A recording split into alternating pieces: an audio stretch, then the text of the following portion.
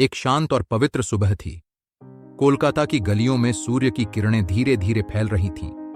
हर दिशा में एक सजीव स्पंदन था, जैसे कि प्रकृति भी किसी विशेष आत्मा के जन्म का स्वागत कर रही हो। यह दिन था 12 जनवरी 1870 और स्थान था कोलकाता का एक साधारण सा घर, जो बिंदुर माता और विश्वनाथ दत्त का निवास था। उसी दिन जन्म लिया था उस बालक ने, जो आगे चलकर भारत की आध्यात्मिक चेतना को न केवल जगाने वाला बना, बल्कि पूरे विश्व में वेदांत की अमिट छाप छोड़ने वाला बना। उस बालक का नाम रखा गया नरेंद्रनाथ। परिवार शिक्षित था। पिता एक प्रसिद्ध वकील थे और बंगाल की बुद्धिजीवी सभाओं में उनकी खासी पहचान थी। नरेंद्रनाथ के जन्म से ही उनके स्वभाव में एक असाधारण आकर्षण था। आंखें तेज थीं, मुखमंडल पर गंभीरता थी और स्वभाव में सहज जिज्ञासा। बचपन में ही उन्होंने दूसरों से हटकर सोचने और आत्मनिरीक्षण करने की क्षमता दिखा दी थी। नरेंद्र के जीवन की शुरुआत सामान्य बालकों की तरह हुई, लेकिन उनके विचार, उनके प्रश्न और उनका जीवन को देखने का दृष्टिकोण विलक्षण था।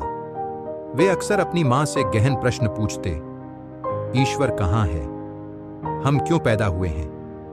मरने के बाद क्या होता है? उनकी मां एक धार्मिक महिला थी, जो उन्हें रामायण और महाभारत की कहानियां सुनाया करती थी। इन कहानियों ने बालक नरेंद्र की चेतना में गहरी छाप छोड़ी। जब नरेंद्र थोड़े बड़े हुए तो उन्हें स्कॉटिश चर्च कॉलेज में भेजा गया। वहां वे दर्शन, विज्ञान, संगीत और इतिहास में गहरी रुचि लेने लगे। लेकिन सबसे ज्यादा उन्हें आकर्षित करता था सत्य। उनका मानना था कि जब तक ईश्वर को प्रत्यक्ष अनुभव न किया जाए, तब तक उसे केवल मान लेना अधूरा है। यह जिज्ञासा उन्हें एक दिन रामकृष्ण परमहंस तक ले गई। रामकृष्ण से उनकी पहली भेंट दक्षिणेश्वर मंदिर में हुई थी। नरेंद्र, जो उस समय एक तार्किक और संशयवादी युवा थे, परमहंस से पूछ बैठे, क्या आपने ईश्वर को देखा है? और रामकृष्ण ने तपाक से उत्तर दिया, हां, मैंने देखा है। जैसे मैं तुम्हें देख रहा हूं वैसे ही, और मैं उससे अधिक स्पष्टता से देखता हूं। नरेंद्र अचंभित रह गए। उनके जीवन का वह क्षण, वह वाक्य उनका पूरा दृष्टिकोण बदल देने वाला था। इसके बाद शुरू हुआ नरेंद्र का रामकृष्ण के साथ एक गहन और आध्यात्मिक संबंध। वे रोज दक्षिणेश्वर जाने लगे। परमहंस उन्हें न केवल आध्यात्मिक अनुभवों की ओर ले जाने लगे, बल्कि उन्हें कर्म, भक्ति और ज्ञान के गूढ़ रहस्यों को समझाने लगे। नरेंद्र के भीतर एक नई चेतना जाग रही थी। उनका मन अब केवल पुस्तकीय ज्ञान तक सीमित नहीं रह गया था, वह आत्मा की गहराई में उतर रहा था। 1896 में रामकृष्ण परमहंस का देहांत हुआ। उनके जाने के बाद नरेंद्र और उनके साथियों ने एक मठ की स्थापना की। अब नरेंद्र सन्यास की ओर अग्रसर हो चुके थे। उन्होंने नया नाम लिया, विवेकानंद। यह नाम उनके व्यक्तित्व और उद्देश्य को दर्शाता था, विवेक से भरा हुआ आनंद। इसके बाद शुरू हुई वह यात्रा, जो इतिहास के पन्नों में स्वर्ण अक्षरों से दर्ज हो गई। विवेकानंद ने पूरे भारत की पदयात्रा शुरू की। वे गांव-गांव, नगर-नगर घूमते रहे, लोगों से मिलते रहे, उनकी पीड़ा को समझते रहे। वे केवल उपदेश देने नहीं निकले थे, वे भारत की आत्मा को जानना चाहते थे। वह आत्मा जो सदियों से पीड़ा, गुलामी और अज्ञान के अंधकार में छिपी हुई थी।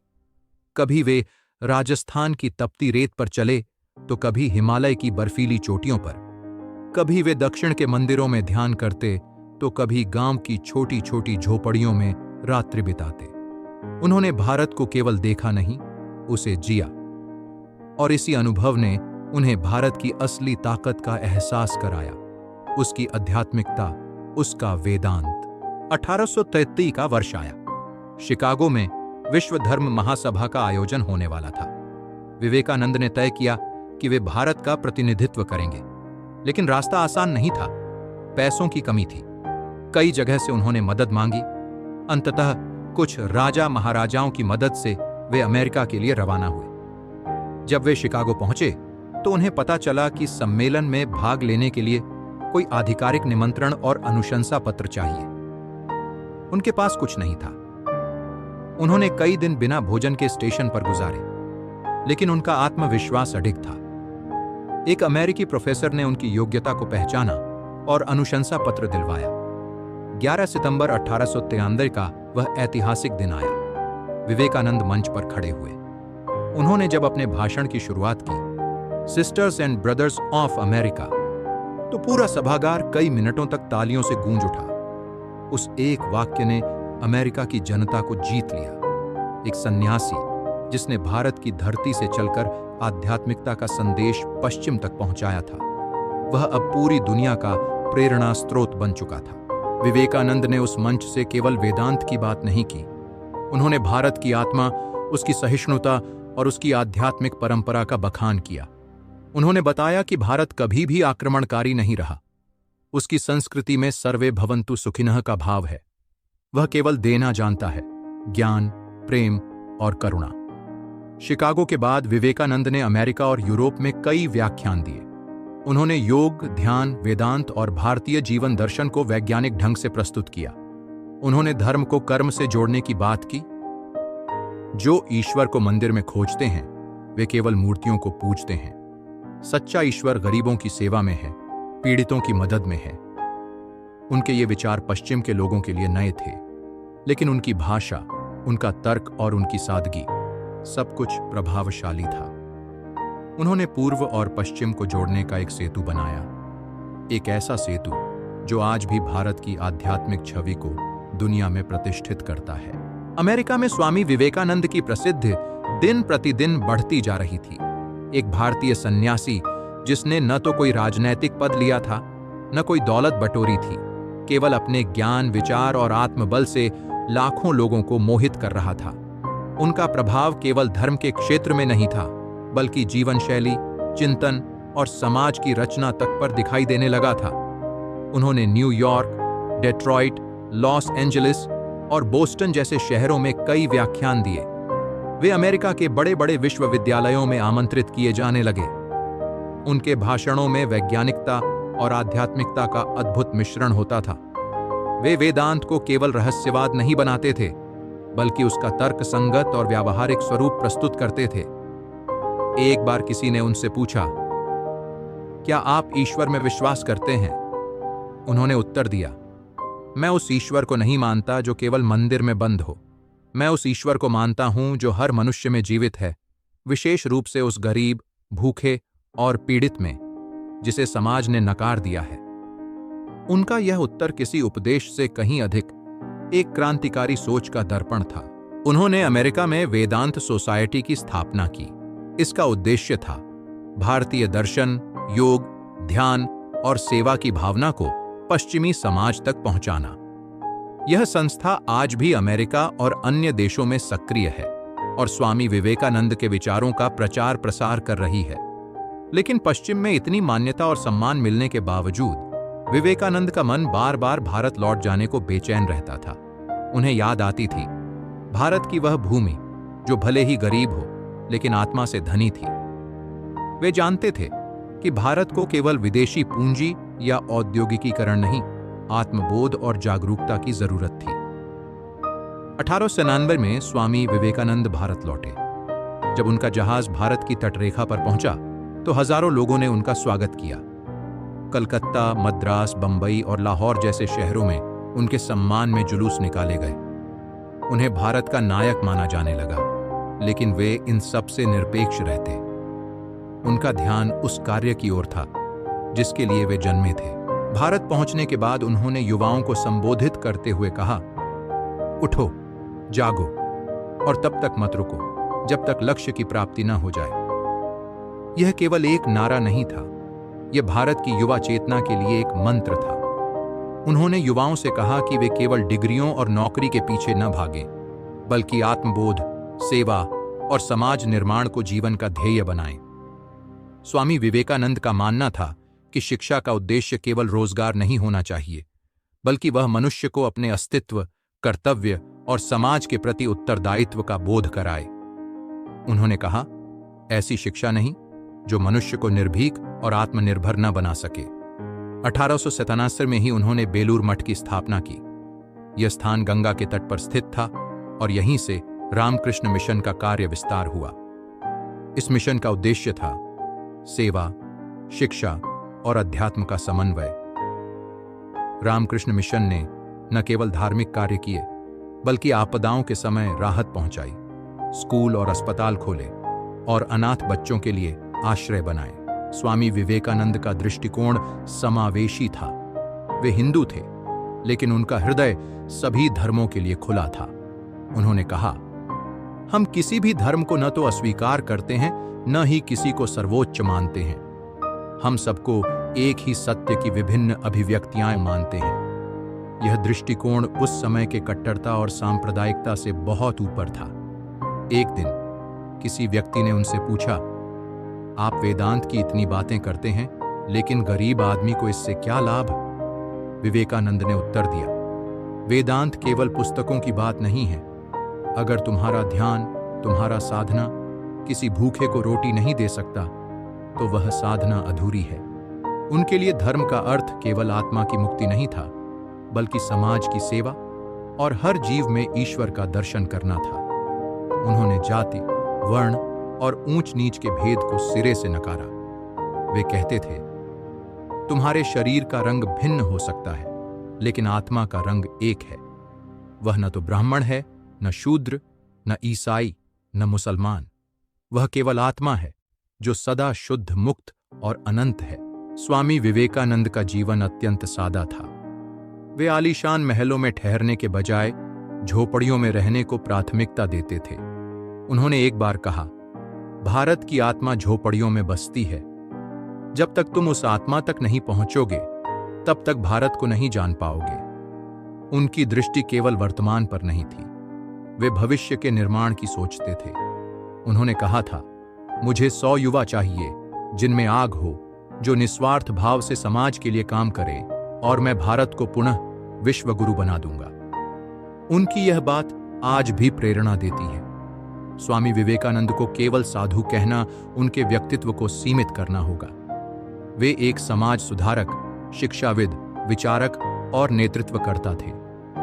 उन्होंने भारत को उसकी आत्मा का पुनः स्मरण कराया और विश्व को बताया कि भारत केवल सांपों और साधुओं की भूमि नहीं है, बल्कि विचार, विज्ञान और मानवता की भूमि है।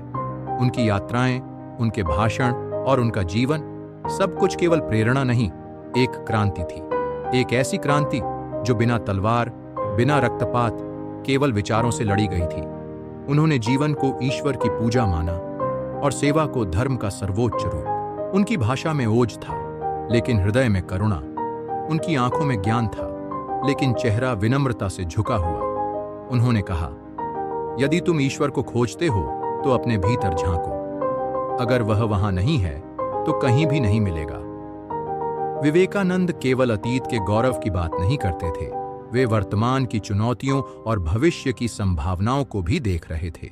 वे मानते थे कि भारत का पुनर्निर्माण तभी संभव है जब लोग आत्मविश्वासी, नैतिक और कर्मशील बने। उन्होंने बार बार कहा, हम जो सोचते हैं वही बनते हैं। यदि हम खुद को निर्बल समझते हैं तो हम निर्बल बनेंगे। यदि हम खुद को बलवान मानते हैं तो कोई शक्ति हमें रोक नहीं सकती।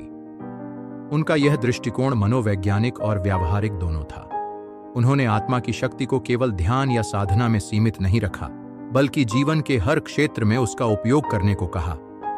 वे कहते थे, तुम्हारा मस्तिष्क शक्तिशाली है, उसका उपयोग करो। तुम्हारा हृदय विशाल है, उसे सबके लिए खोलो। वे जब भी किसी सभा को संबोधित करते तो श्रोतागण मंत्रमुग्ध हो जाते। उनकी वाणी में वह गूंज होती थी जो आत्मा को झकझोर देती थी। उनका जीवन स्वयं एक संदेश था, साहस, सेवा और साधना का संदेश।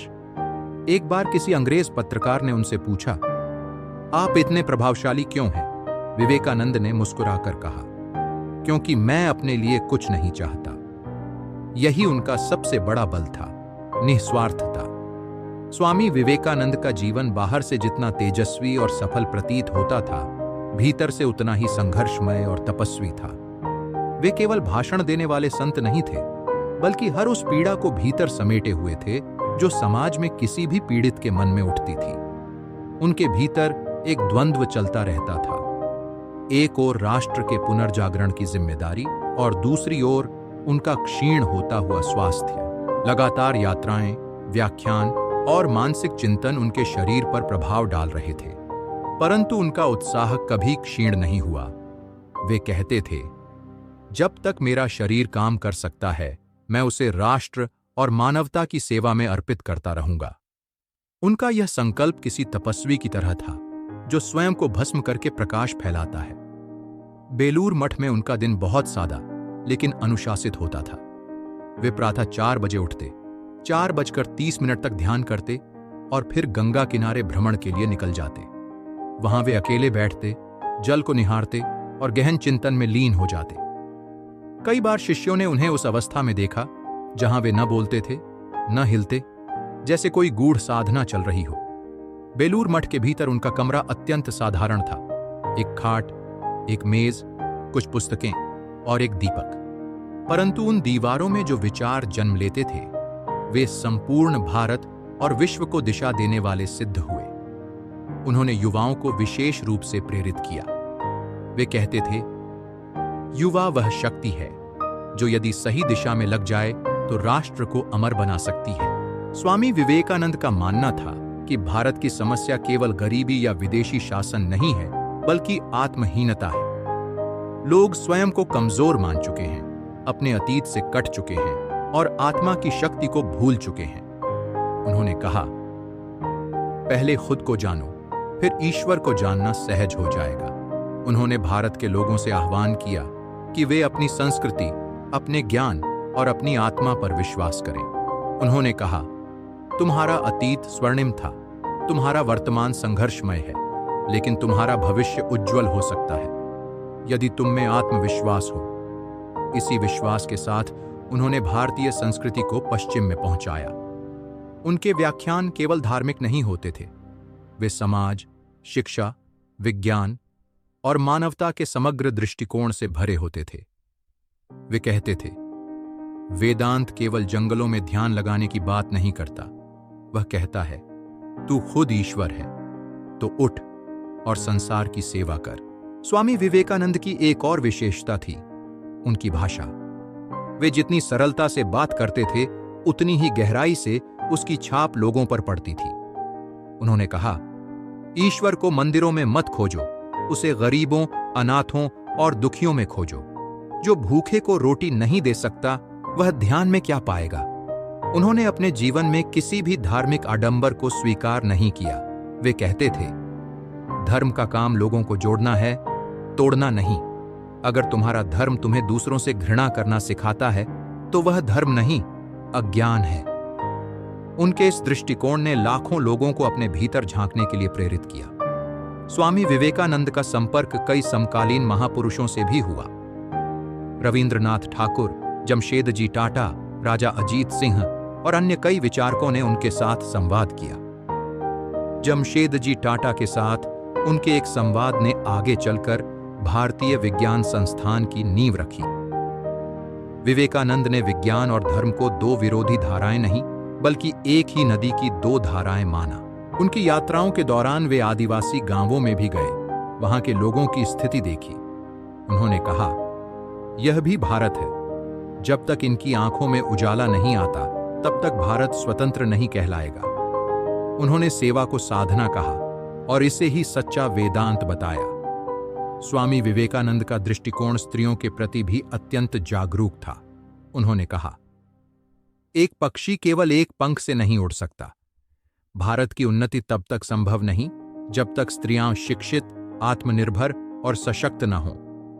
उन्होंने मातृशक्ति को राष्ट्र शक्ति का मूल स्तंभ माना। उनके स्वास्थ्य की स्थिति अब गिरती जा रही थी। उन्हें मधुमेह और अस्थमा की शिकायत होने लगी थी, परंतु उन्होंने कभी आराम नहीं किया। वे कहते थे, मेरा शरीर चाहे टूट जाए, लेकिन मेरा संकल्प नहीं टूटेगा। उन्होंने कई बार अपने शिष्यों से कहा, मेरे जाने के बाद यह कार्य रुकना नहीं चाहिए। रामकृष्ण मिशन केवल एक संस्था नहीं, यह भारत की आत्मा का आंदोलन है। 1902 का वर्ष चल रहा था। स्वामी विवेकानंद की आयु केवल 29 वर्ष थी, लेकिन उनका शरीर अब जवाब देने लगा था।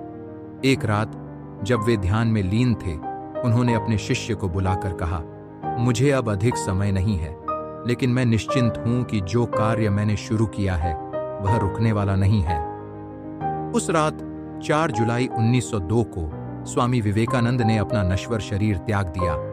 यह दिन संयोगवश अमेरिका का स्वतंत्रता दिवस भी था।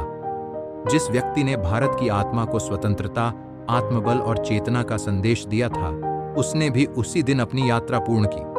उनकी मृत्यु एक अंत नहीं, बल्कि एक आरंभ थी। उनके विचार, उनकी प्रेरणा और उनका तेज आज भी जीवित है। रामकृष्ण मिशन आज भी भारत और विश्व के कोनों में सेवा, शिक्षा और अध्यात्म का कार्य कर रहा है। और युवा आज भी उठो, जागो और तब तक मत रुको जैसे मंत्र से प्रेरित होते हैं। उनका जीवन एक उदाहरण है कि कैसे एक साधारण से परिवार में जन्मा बालक अपने आत्मबल, साधना और संकल्प के बल पर संपूर्ण विश्व को जागृत कर सकता है। उन्होंने दिखा दिया कि भारत केवल एक भूखंड नहीं, बल्कि एक विचार है, एक ऐसी चेतना जो समय और सीमा से परे है। स्वामी विवेकानंद के देह त्याग के बाद भी उनका प्रभाव समाप्त नहीं हुआ। वस्तुतः उसी क्षण से उनकी आत्मिक उपस्थिति और भी व्यापक रूप में अनुभव की जाने लगी। जैसे जैसे वर्ष बीतते गए, उनके विचार वटवृक्ष की तरह फैलते गए, जड़ों की गहराई में भारतीय संस्कृति की आत्मा और शाखाओं की ऊंचाई में वैश्विक मानवता का विस्तार। बेलूर मठ, जो कभी एक साधारण सी जगह थी, अब आध्यात्मिकता, सेवा और ज्ञान का प्रतीक बन गया। वहां हर दिन हजारों लोग आते, केवल दर्शन के लिए नहीं, बल्कि उस ऊर्जा को महसूस करने के लिए जो कभी स्वामी विवेकानंद के विचारों से फूटी थी। उनके शिष्य, अनुयायी और विचारधारा से जुड़े लोग देश भर में फैल गए और उन्होंने उन स्थानों को भी रोशन किया जहां अंधकार था। भारत में शिक्षा के क्षेत्र में उनका योगदान धीरे धीरे रंग लाने लगा। राष्ट्रीय शिक्षा नीति की चर्चाओं में उनके शब्द बार बार दोहराए जाते। शिक्षा वह है जिससे व्यक्ति का सर्वांगीण विकास हो, शरीर, मन और आत्मा का। उन्होंने स्पष्ट कहा था कि शिक्षा केवल अंग्रेजी में डिग्री प्राप्त करने का माध्यम नहीं, बल्कि आत्मा को जागृत करने की प्रक्रिया होनी चाहिए। देश के स्वतंत्रता सेनानियों पर भी उनका गहरा प्रभाव पड़ा। महात्मा गांधी ने कहा था कि यदि वे स्वामी विवेकानंद की पुस्तकों से कुछ वर्ष पहले परिचित हो जाते तो उनका जीवन कुछ और दिशा में चलता। नेताजी सुभाष चंद्र बोस ने उन्हें आधुनिक भारत का प्रेरणा स्रोत कहा। बाल गंगाधर तिलक, अरविंद घोष और डॉ. राधाकृष्णन जैसे कई महापुरुषों ने उनके विचारों को अपने जीवन और आंदोलन की आधारशिला माना। स्वामी विवेकानंद ने युवाओं के भीतर जिस शक्ति का आह्वान किया था, वह केवल प्रेरणा नहीं थी, वह एक जागरण था। उन्होंने कहा था, तुम अमर आत्मा हो, तुम्हारे भीतर अनंत शक्ति है, तुम्हें बस उसे पहचानने की आवश्यकता है। उनके इस कथन ने हजारों युवाओं को आत्मविश्वास से भर दिया। वे स्वयं में भारत का प्रतिनिधि अनुभव करने लगे। स्वामी विवेकानंद के विचार केवल भारत तक सीमित नहीं रहे। पश्चिमी देशों में भी वेदांत की लोकप्रियता में उनका बड़ा हाथ रहा। अमेरिका, इंग्लैंड, फ्रांस और जर्मनी में वेदांत सोसाइटीज की स्थापना हुई, जहां आज भी उनके प्रवचनों का अध्ययन किया जाता है। इन देशों में योग, ध्यान और आत्मबोध की जो धाराएं बह रही हैं, उनके मूल में विवेकानंद की वह गूंज है जो शिकागो के मंच से उठी थी। आज जब दुनिया तकनीक, भौतिकता और प्रतिस्पर्धा की अंधी दौड़ में उलझी है, तब भी स्वामी विवेकानंद की वाणी उतनी ही प्रासंगिक है। वे कहते थे, तुम किसी से श्रेष्ठ नहीं हो और कोई तुमसे श्रेष्ठ नहीं है। आत्मा में कोई भेद नहीं। जो यह समझ लेता है वही सच्चा धार्मिक होता है। उनके विचारों ने यह स्पष्ट कर दिया था कि धर्म का मतलब पूजा पाठ तक सीमित नहीं, बल्कि यह जीवन जीने की एक चेतन पद्धति है जिसमें मनुष्य का चरित्र, उसका आचरण और उसकी दृष्टि महत्वपूर्ण होती है। उन्होंने बार बार कहा, चरित्र निर्माण, मन की शक्ति और आत्मा की जागृति, यही सच्चा धर्म है। उन्होंने भारत को यह बताया कि उसका भविष्य केवल पश्चिम की नकल करके नहीं बनेगा। उन्होंने कहा, अगर भारत को उन्नत होना है तो उसे अपनी आत्मा को फिर से जगाना होगा। बाहर की सजावट तब तक बेकार है जब तक भीतर की लौ न जले। उनके इस कथन में ही भारत की आत्मनिर्भरता की चेतना छुपी थी, जो वर्षों बाद स्वतंत्र भारत की नींव बनी। स्वामी विवेकानंद ने केवल शब्दों से प्रेरित नहीं किया, उन्होंने अपने जीवन को ही एक संदेश बना दिया। वे बिना किसी स्वार्थ के जिए, बिना किसी मोह के गए। उनका कोई व्यक्तिगत संचित धन नहीं था, न कोई संपत्ति, न कोई शिष्य बनाने की महत्वाकांक्षा। उनका उद्देश्य था सेवा और जागरण। उनकी वाणी में जो ओज था वह आज भी कानों में गूंजता है। उनका चेहरा, जिस पर आत्मबोध की गंभीरता और करुणा की कोमलता थी, वह आज भी तस्वीरों के पार झांकता हुआ दिखाई देता है।